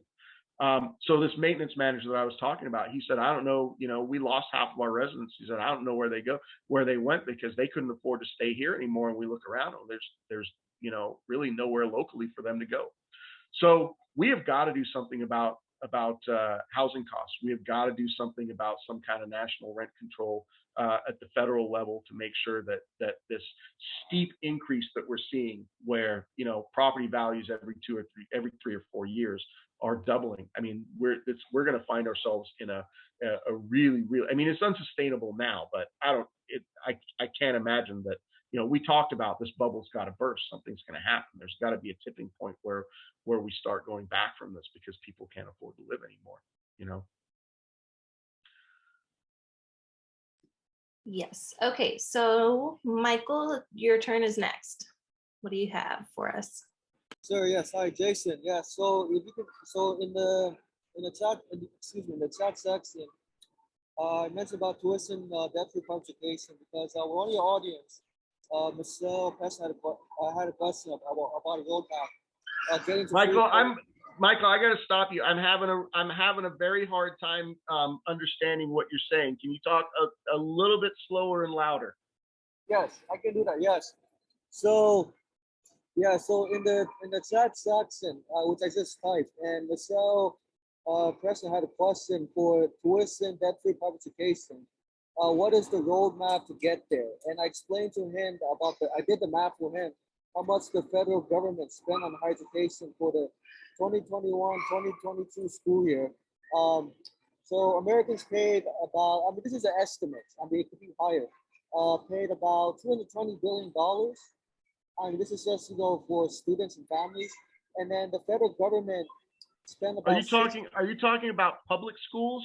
You talking about K through 12, or are you talking about college? Oh no, colleges, public colleges. Okay. Then I'll get to the K through 12 education a little later. But anyway, so Americans paid about $220 billion for the 2021-22 school year. The federal government spent $60 billion for Pell Grants, and here's a breakdown of the budget.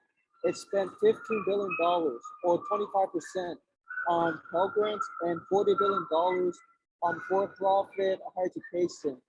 But then we can't forget about the tax breaks that Uncle Sam spent too. Spent about $30 billion for tax breaks and $20 billion in tax credits. And if you do the math, we don't have to raise taxes for tuition debt-free public higher education. So it'll be like $15 billion, which is the Pell Grant money, or 25%, plus $40 billion for for-profit education, plus $20 billion, plus $30,000 in tax expenditures, equals about $105 billion, right? And subtract $105 billion from $220 billion that students and families paid, it only costs $115 billion a year. So we really don't have to raise taxes to make to make public colleges, universities, and vocational training tuition debt free. Yeah, I agree. Go ahead. I agree. Right, the question is that, okay. Right, and I understand that because like people say, oh, okay, that's great, $115 billion a year, but then people are going to be so proud, like, oh, we can't do it because we lack the political will, and the audience Michelle Press wants to ask, like, what's your roadmap to get to tuition debt-free public education, because the Constitution has a very strict interpretation on how much the federal government can intervene when it comes to funding state universities. I don't know about any constitutional limits. I mean, I look at Article 1, Section 8 of the Constitution, and I say Congress has the power to tax and spend. Right. That's really what it comes down to. But you're right, it's a matter of political will. So here's the thing about making public colleges, universities, and many trade schools. I think, trade schools, we need to be looking there also. Making them tuition free is that the bottom line is it's an investment in the future of our country, right? We have almost $2 trillion in student debt right now, and that is actually hampering our economy, right? It is a drain on the economy at large because people are not buying other goods and services and participating in the economy in other ways that, it's hurting small businesses. And these payments are going to not just the federal government, because the federal government is really, those are just numbers on a balance sheet, I'll tell you. But a lot of them are going to these private loan servicing corporations, again, mega billion-dollar corporations that are just, it's another form of rent, right? Right. And so we should absolutely just eliminate it. We should and I say this, kind of cautiously, like for qualified students. I was a high school teacher for 18 years. I taught math. I taught all levels of math, all the way up to AP statistics and AP calculus. We need to stop pushing four-year colleges on students who don't have an interest in them and aren't academically prepared for them. What we need to do is we need to make a wider range of post-high school options for training available to kids, kids coming out of high school. And I'll say this also, even, because I've had a segment of my student population who is kind of done with the academics of high school by the time they reach 10th grade. Like, they've done algebra, they've done geometry, they've kind of absorbed what they would need. I'm speaking as a math teacher here. They're not going to do any more math. They don't need any more English skills. What they want to do is take their area of interest that would be a productive area, whether it's auto mechanics or electronic engineering. There are things that you don't need to continue through 12th grade for. And we have some decent programs along those lines that they're integrated into the public high school system, where kids can go and start getting some real job training in their 11th and 12th grade years. And we need to substantially expand those programs. Not everybody's cut out to go to a four-year school. And what we are finding is that a lot of people were kind of pushed into going to college, spent a year or two in college, really didn't find that there was anything there for them that they could be, again, productive with. Well, now what do they got? Now they got 2 years of student loans that they got to pay off, and they didn't even get a degree on the other side of it that was going to be useful to them. So we really need to be expanding those opportunities prior to your standard 12th grade high school graduation. So that was a good question, Michael. Right. And absolutely, it should be covered by the federal government. Michael, I'm gonna put that question on hold because Vaughn's had his hand up for a while, and I want to get to Vaughn. But that was good. That's my position on it. And the federal government, again, the federal government has plenty of resources to make this happen. It's just a matter of political will, as with most things. Hi, Vaughn. Hi, how are you guys? Good. Appreciate you being here. Yeah, this is an open-ended question. It's a biggie. How do you get money out of politics and corporate control? How are we going to do that? Okay, so I'll tell you, first of all, I lead by example. If I can win this race, I can show people that it can be done by having a message that speaks to people, because I don't take any corporate money in my campaign whatsoever. We're 100% people funded. We've raised, we're close to $175,000 right now. That has come, other than a $1,000 prize I won from a PAC that supports us called Blue America PAC. It's all individual contributions, and you can go to that PAC and you can see who's contributing to them also. They only support no corporate money candidates as well. So we can legitimately say all of our funding is 100% grassroots by the people. And that's the way it should be done. But I want to say even more than that. We have, I think the amount of money that was spent on the presidential election alone in 2020 was something like $14 billion. That is an insane amount of money. And it's going to campaign consultants, it's going to media consultants, it's going for these big ad buys, it's going for, we don't need to run elections like that. It makes an absolute circus. There's obviously a ton of dark money going into the election cycle, thanks to Citizens United. So there are a number of things that need to be done. At the federal level, it's not just overturning the Citizens United ruling. There's a number of other rulings. I can't list all of them off the top of my head. I think Buckley versus Vallejo was one of them, that allow a flood of dark money. And then, I forget exactly what, but anyway, we need to get rid of those decisions that allow this influx of corporate money. We need to move to publicly funded elections.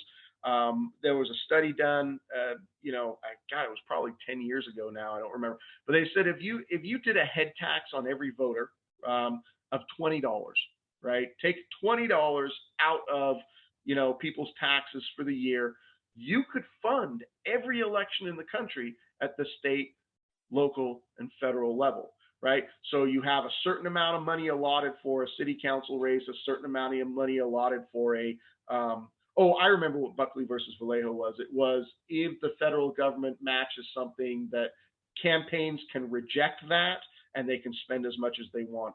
That was one of those rulings.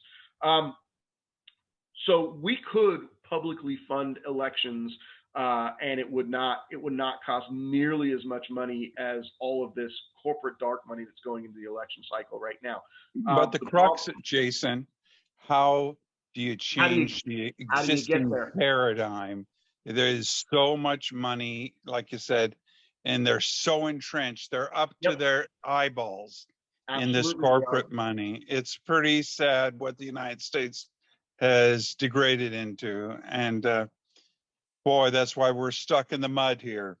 We're at odds. Absolutely right. You're absolutely right. So one of the things that we need is we need more activism around these issues. We need more education in the community around these issues. I hear, as we go around, we knock on doors. We don't do this just targeting Democratic doors. We'll go to a precinct and we'll knock every door in the precinct, which means we're going to get a number of conservative people, conservative-minded people. And one of the real crossover issues, regardless of where you are on the political spectrum, is nobody likes this corporate money. So the conservatives think that our systems are as bought as, the liberals and the leftists do, progressives do. So we have to do a lot of work with our neighbors. We have to do candidates like myself and people who are aligned with campaigns like mine. We just have to have a lot of conversations in the community. One of the things that I want to do as a candidate is come back to the district after I'm elected, and I want to talk to people about how corporate money is affecting policy at the federal level. Like, I want to come back to the district and say, we can't, thanks, Erica, and say, we're not getting this, and this passed because this corporation donated to that person, and this corporation donated to that person, and they are blocking this vote because they are taking that money. So I tell a quick story here. I had an opportunity to have a conversation about 2 weeks ago. Wolfpack is great for that. I had a conversation a couple of weeks ago with Maureen Newman. Maureen Newman is she was probably the actually most progressive member of Congress, in that she was very prolific with her legislation. She said she went there to write and pass legislation that would help the working class and help the environment, right? Really a true progressive who was there trying to push these policies. And she told us how when you're in committee meetings, she was on the transportation committee. She was on the transportation committee where Rick Larsen is one of the ranking members for the Democratic Party. He's chair of the aviation. And she said Democratic leadership would basically tell us as sort of lower ranking members, this is how it's going to be in here. And it is because we want to, I mean, they weren't so open about, who, but they were basically, we've got a lot of backers here. We've got a lot of stakeholders who are going to be upset with us. Now, stakeholders means people who are funding these campaigns, right? So we have taken the position that we're not going to be opposition to our stakeholders here, right? And that they will be told, this is how we're voting on this, right?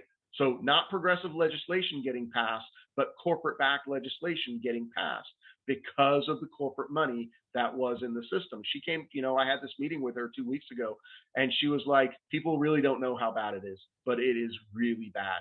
And you find when you actually sit in those meetings, you find out how bad it is.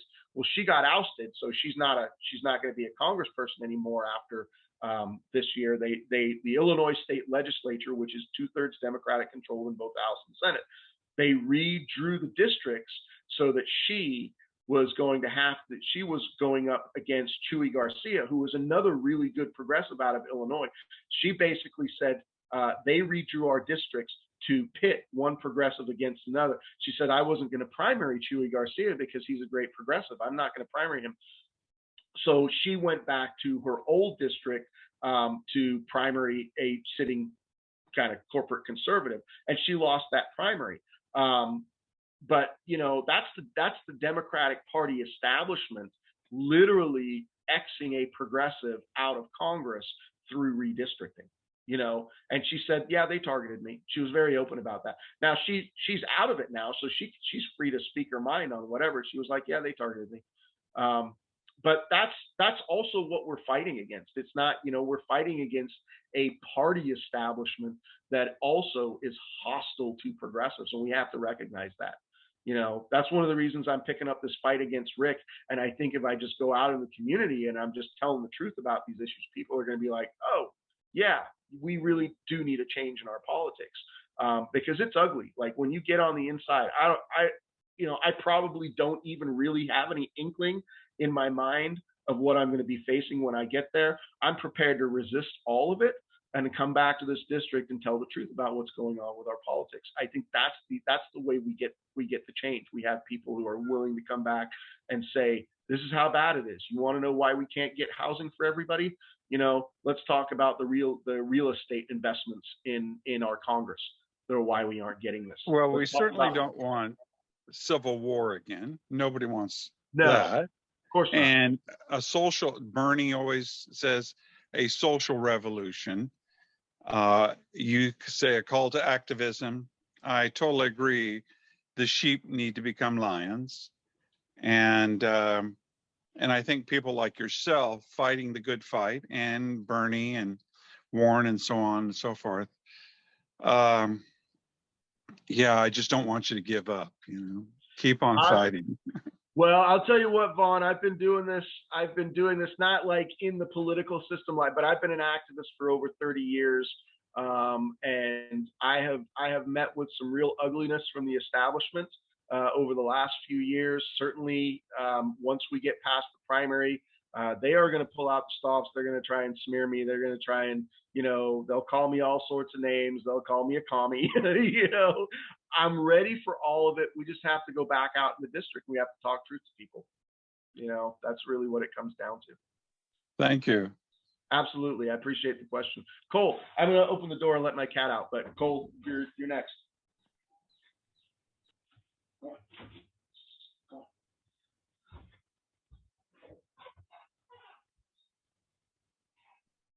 You've talked a lot about kind of domestic policy, all of which I think is truly fantastic. I just wanted to hear your 2 cents a little bit about foreign policy. And the reason I bring this up is because I think it was maybe last week John Bolton, the former national security advisor, went on CNN and was almost so open about out plotting coups in other countries that it kind of made you do a double take and be like, is this actually happening right now? And that's just one small example in the sad history of U.S. foreign intervention. And I just want to hear your thoughts about what you are prepared to do in Congress to basically rein in the American empire.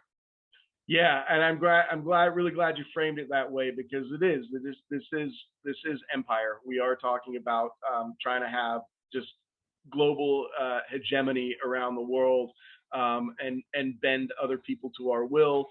And we have done, I don't think a lot of people know that it's yeah, the John Bolton thing was like, well, here's what I said about the John Bolton thing. My comment was, because people are like, oh, he said the quiet part out loud. I said, not if you're paying attention. Then he just said the out loud part louder. Because yeah, we have been doing coups. We know about American intervention post World War II, and obviously we can go back further than that, because American intervention in places in the Western Hemisphere goes back to the 1800s, mid 1800s. But certainly post World War II, I think there's somewhere in the neighborhood of 60 documented coups and or coup attempts in the last 75 years since the end of World War II. So yeah, and here's the thing, and this is what I try to get people to really understand. Is it always costs millions of lives? Tens of thousands, but sometimes millions. I mean, people talk about, the United States, we lost 58,000 some odd troops in Vietnam, but the Vietnamese people lost upwards of 4 million people. And so when we think about that in terms of American lives lost versus Vietnamese lives lost, and all that was just the big old Red Scare that we were worried about China having too much, communist China having too much influence in Southeast Asia. And the thing is, interventionism that isn't based in justice never works out well. It really, it doesn't work out well for us. It doesn't work out well for the people who we are supposedly intervening on behalf of. The only people that it ever works out well for are the weapons contractors and the periphery, who are making just billions and billions of dollars, trillions of dollars in the case of Afghanistan over 20 years. So we absolutely have to have a rethinking of our foreign policy in regards to cooperation and diplomacy, and not interventionist and interventionism and hegemony. So I have stood for that for, as long as my entire adult life. And so people don't know my history of activism. It was protesting the first Iraq war, the Desert Storm Iraq war in 1990, where we went to Iraq the first time under false pretenses. And it got sold to us as something that it wasn't. And I talked to people about, Saddam Hussein was a bad guy. And I said, did you know he was our bad guy first? We helped Saddam Hussein come to power, and we funded him and we armed him, and whatever weapons he had, we gave them to him so that he would fight the Iranians for us. And now let's go back to the Iranians. Why are we oppositional to the Iranian government? Because in 1955, we overthrew their democratically elected leader and installed a brutal dictator. And the backlash of that was we got an Islamic revolution in 1979. That was all a result of our own interventionism. So it is maddening for me that people want to keep intervening and using the corporate media and the sort of I don't want to call it party line, because it's both parties, the Democratic and Republican Party.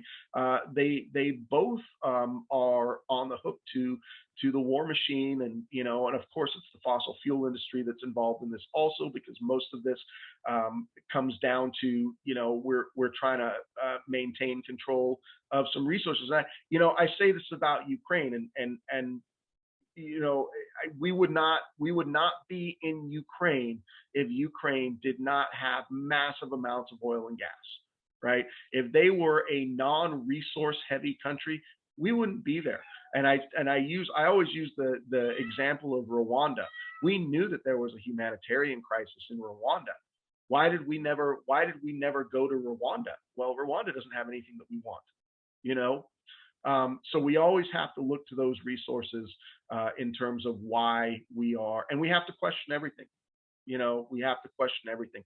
So when I talk about my opposition to us militarily intervening in Ukraine, it's not that I don't care about the Ukrainian people, and it's not that I'm a Putin puppet. I mean, Putin was absolutely wrong to invade. Any imperialist warmongering and aggression is wrong.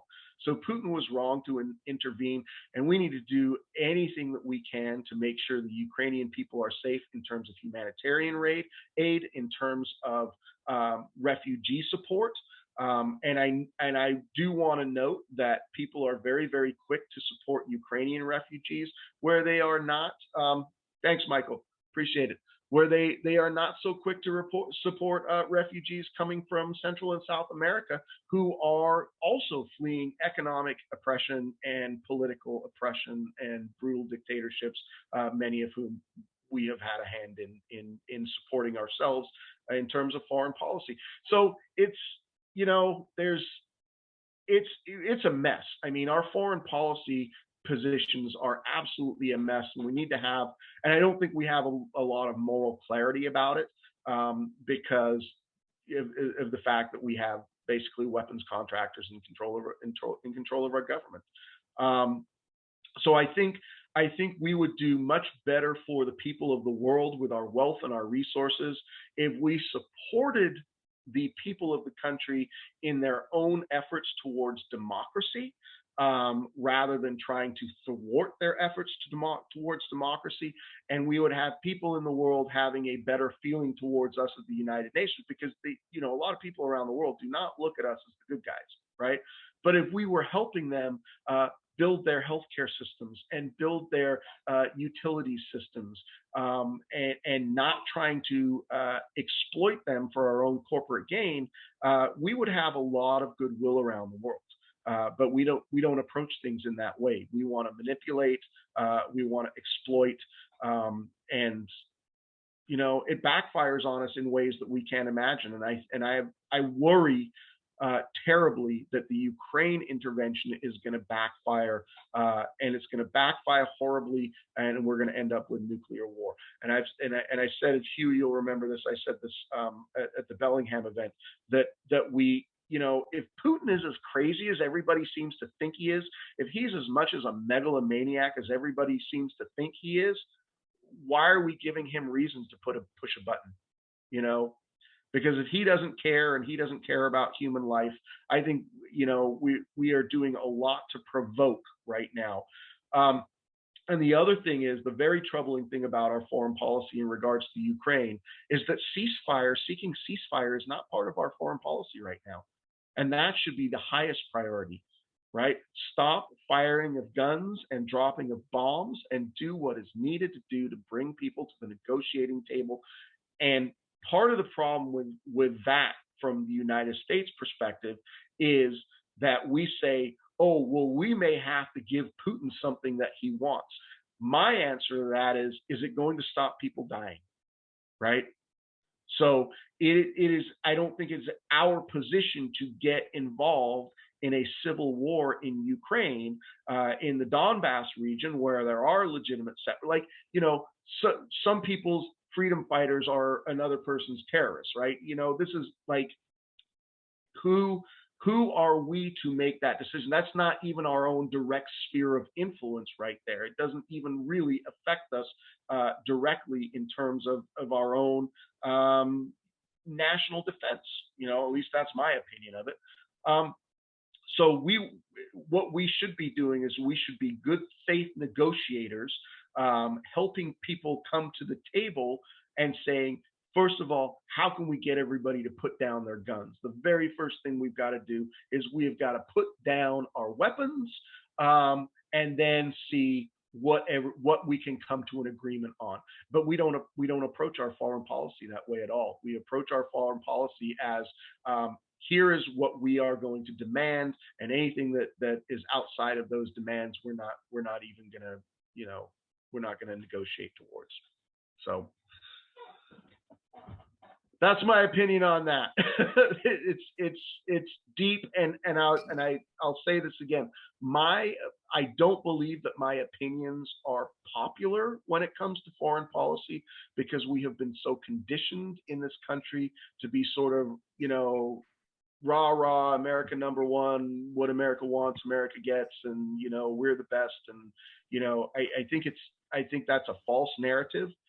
It's not a narrative that stimulates cooperation. What it does is it tells everybody around the world that we want to dominate them, and people don't want to be dominated. People want to have self-determination.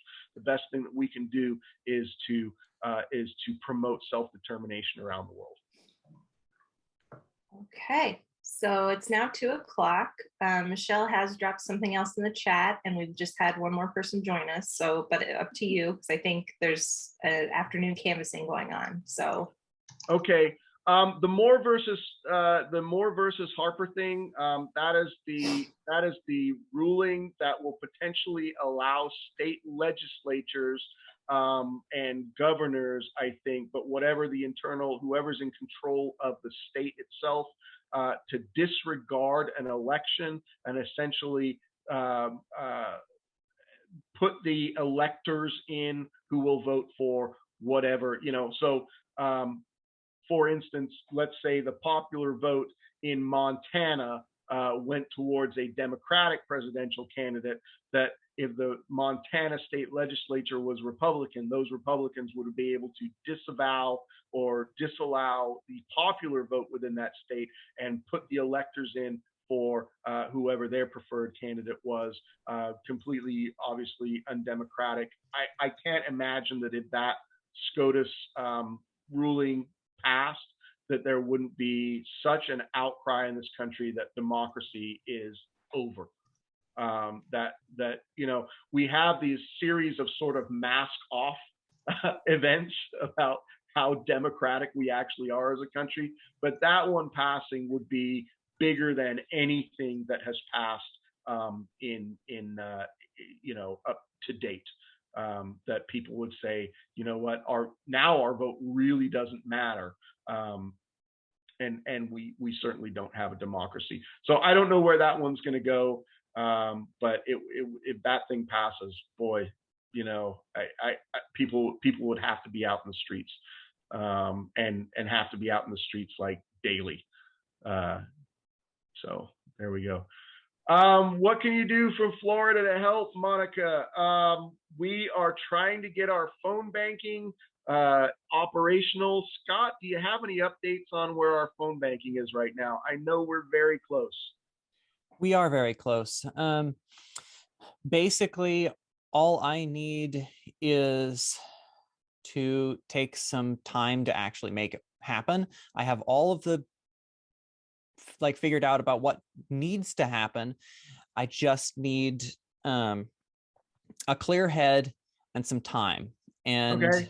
And this is important for Scott, because Scott wears a lot of hats in the campaign. So it is a matter of just giving him a little bit of time away from organizing canvassing, which may happen on Monday, to move things forward, because we have the Pride Parade on Sunday. Monday, maybe we can get things squared away, and maybe even Tuesday we can start doing that phone banking. We do need to get some phone banking in. Yeah, because as everybody knows, ballots have dropped at this point. My ballots have finally arrived at my house. And so that means people are turning their ballots in, which means canvassing becomes, over the next weekend and the next weekend, more and more ballots will be turned in. Canvassing won't be as important. It becomes more and more important on who has already turned in their ballot. Right. And as such, this weekend will most likely be the last weekend of canvassing. And so that's going to be our big push. So that's, today and tomorrow. And as we have been doing, we're going to be supporting local PCOs to win their races for the Snohomish County Democrats. And this will be the last of those races. So obviously we could potentially go back and finish some of the precincts we haven't done yet, but it's probably going to be more important that we do the phone banking. Absolutely. So, can we potentially anticipate starting phone banking on Tuesday? I would think so. I just need Okay. a clear head and some time. Good, good. We'll get you that. Like I said, we're going to do some canvassing today. We'll do the Pride Parade tomorrow, Monday. Drop everything else, sort out the phone banking, and hopefully we can get that started on Tuesday. So we'll put out some messaging. I will post it, Monica. I'll post it on Twitter. In fact, Monica, I'll DM you our information on phone banking. Hopefully that'll be Tuesday night, and we'll probably running phone bankings Tuesday, Wednesday, Thursday, until we get through all the calls that we need. Right? Okay. Sounds Fantastic. good. Fantastic. All Anything right. else? Do we have any wrap up? I think that's it. Thank you everybody for joining us. Thank you, Jason, for your time. Oh, Hugh has holding up his primary election. Yep, coming up quick. Yep. Voter's guide. Tell people to look at their voter's guide. They can read about Jason for free there, Yep. Absolutely. Absolutely.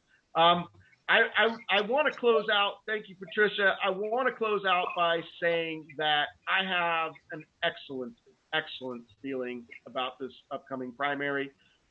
We have been doing, thanks to my wonderful volunteer team, including Michelle, who's in the chat, including Diane, who has done just an absolute fantastic amount of work for us locally in the Bellingham area. Not only am I, 100%, I really am 100% confident that we are going to get through the primary. I think we're gonna blow people away with our numbers. I have just an amazing feeling about this. I'm getting messages from all over the district, like I said, on all of the social media platforms.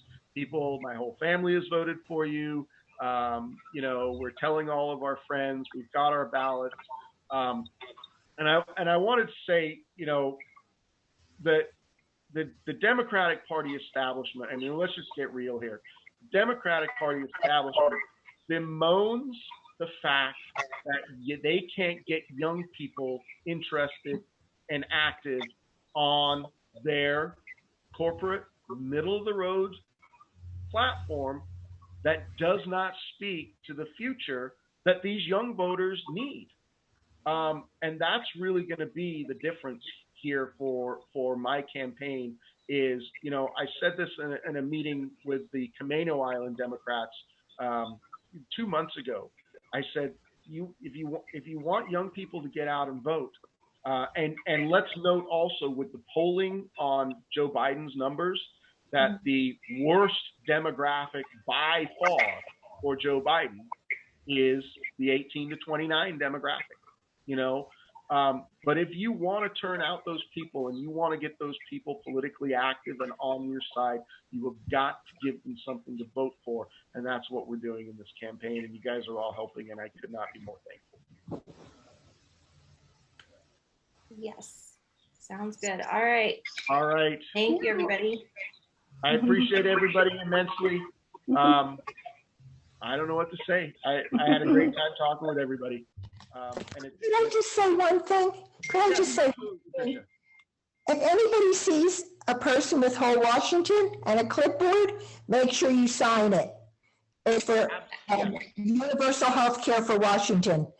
And another thing, if you are a supporter of abortion, consider that if we had universal health care, then people who needed abortions wouldn't have to worry about could they pay for it. They could just go and get it. Absolutely. And I say this often, Medicare for all codifies abortion, right? The National Improved Medicare for All bill that Pramila Jayapal and Bernie Sanders have written for the House and Senate codifies abortion. It gets rid of the Hyde Amendment and it says abortion is health care. So Whole Washington does that also. I'm a board member. I've been working with Whole Washington for, close to 5 years right now. I know a number of you have been out there gathering signatures and supporting that effort. I think Washington can be a leader in the country on universal single payer health care, but we've got to get it done at the federal level. We absolutely have to get it done at the federal level. All right. I appreciate everybody. Don't know how else to close it. I wish everybody the best of the rest of your day, and I hope to see many of you at the Pride Parade in Bellingham tomorrow. Yep. I know how to close it. Go ahead, Scott. So, Diane, you mentioned volunteering. If you want to if any of you have not already signed up to volunteer, go to callforcongress.com/volunteer. Please sign up to volunteer. There we go. Okay. All right, everybody. Have a wonderful rest of your day. Thank you so much for being here. Bye. Bye.